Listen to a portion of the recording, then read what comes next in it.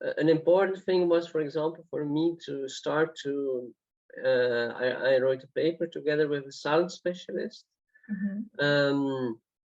When I was doing my postdoc in Montreal at Concordia, where we did what you would call auto ethnographic research. So I recorded my walks in Montreal, so from university back home and the other way around. And our idea was we used binaural recording. Are you familiar with this technique? No. No. Binaurals is like you have two very small microphones, one at each earlobe, and due to the little distance between the microphones, when you listen back to it, it sounds much more like spatial experience, like you're into the space you're listening to. So if we listen to music with headphones, usually we hear the music really in the middle of our heads. That's because it's a mono recording. But when you do it stereo with binaurals, then you will hear the position of all the musicians.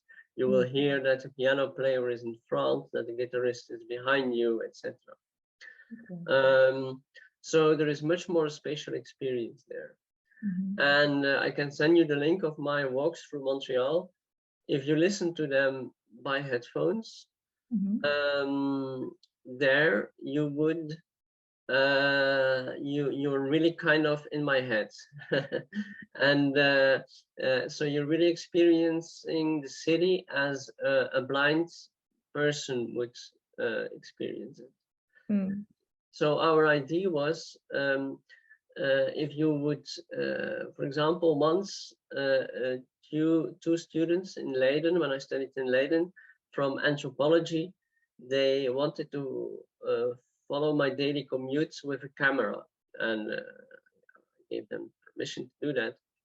But when they filmed my walks, then it didn't feel very much as that they came very close to my perspective.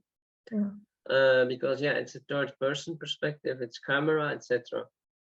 While with these binaural sound recordings, you're way much closer to a blind person's perspective. And then we made recordings on one channel of my walk, and then later on we listened back to them and we added my comments on another channel. So then in this way I actually talk the listener through my experience. So I explain what you're hearing, how I decide to cross a street based on sound, etc. So it's really a way of disclosing the blind perspective in a city. So that was one of the most concrete ways of using the senses in my research. Later on, we turned that, so together with the same colleague, this practice into a master course. So we went to, we taught it at the University of Graz in Austria. And there we worked with students to do the same. So to make binaural recordings of the city and to analyze the soundscape of the city in that way.